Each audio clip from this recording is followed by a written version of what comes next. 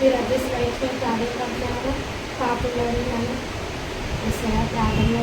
ప్రార్థనలోని వాక్యాలను సాక్షి అంతా కూడా నాయన మీకు పక్షులు నాయన కాచుకోపాలను కొంచెం చేస్తాను నాయన ఈ సందేశంలో నాయన స్త్రీలు కొడుకులు నాయన అయ్యో ప్రభా హల్లెలూయా స్తోత్రం యేసయ్యా యేసయ్యా నీవే నా రక్షకుడవు యేసయ్యా నీవే నా సృష్టికర్తవు యేసయ్యా నీవే నా రక్షకుడవు యేసయ్యా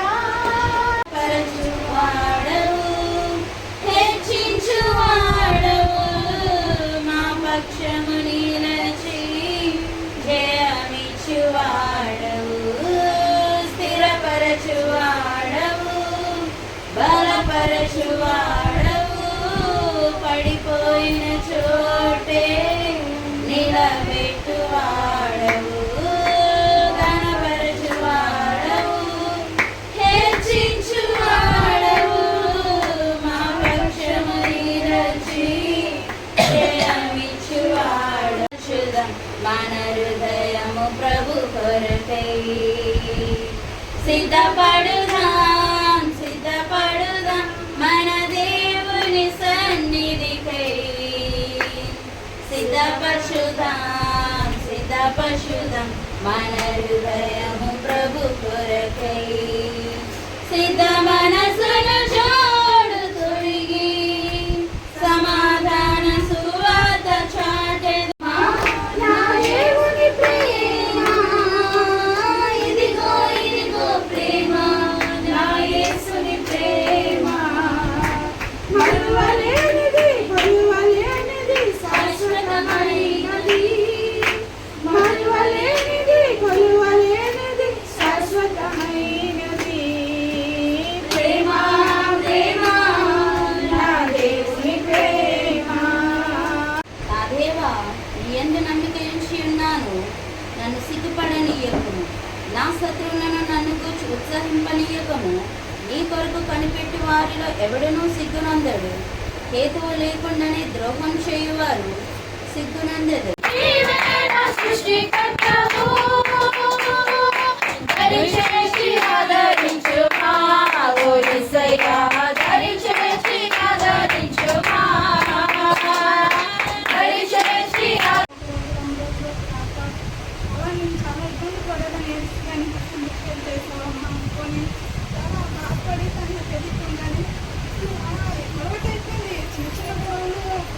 కష్టపడకపోతే మాకు అప్పుడు కానీ ఇంట్లో చిన్న పిల్లలతో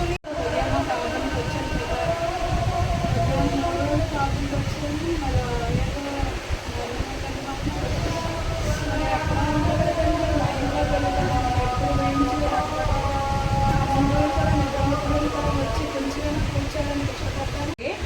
దేవుల్లో నడిచిందనమాట. ఎలా నడిచింది ఇది మనం తెలుసుకోగలగాలి కదా.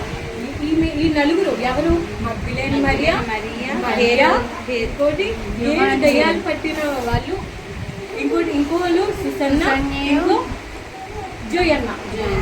వీళ్ళందరూ ఏంటంటే దేవునికి వెళ్తుండేవారు అనమాట. దేవునితో చాలా మంది నడుస్తుండేవారు కదా. ఎవరు? 12 మంది శిష్యులు నడుస్తుండేవారు. మీకు అర్థమైనప్పుడు దేవుడితో నడుస్తుండేవారు. ఎందుకు నడుస్తుండేవారు? దేవుడు ఎక్కడికి వెళ్తే అక్కడికి వెళ్తుండేవారు. అలాగే ఈ స్త్రీల్లో ఈమె ఒక స్త్రీ జోయాన్న. ఈ జోయాన్న కూడా ఏంటంటే వెళ్తూ ఉండేదన్నమాట. అర్థమైంది మీకు? ఈ జోయాన్న కూడా దేవునితో నడుస్తుండేది. ఎక్కడ ప్రార్థనలైనా సరే, ఎక్కడ మీటింగ్ జరిగినా సరే దేవుని పరిచర్యకి వెళ్తూ ఉండేదన్నమాట. ఈమెకి అంత అర్హురాలుగా దేవుడిలో ఉంది. ఈమెకి ఆ పేరు కూడా అక్కడ రాయించబడి ఉందన్నమాట. ఈమెలో మనం చూసుకున్నట్లయితే ఈమె భర్త పేరు కూడా అక్కడ